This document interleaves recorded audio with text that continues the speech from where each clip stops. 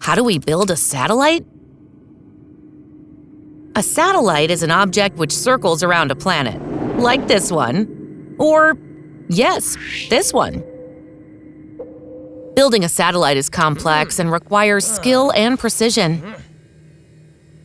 Once it's launched into space, it's nearly impossible to repair it. First, we need a super clean environment. Even the tiniest bit of dust could damage the sensitive electronic equipment. Let's begin by building the platform of the satellite. This brings together all the parts that make it work, including computers, thrusters, and a communication system. Hi, Earth! Now we add a camera for observation, a telescope for astronomy, an antenna for telecommunication, anything useful for the satellite's mission. We'll also add solar panels and a battery to power all this electronic stuff.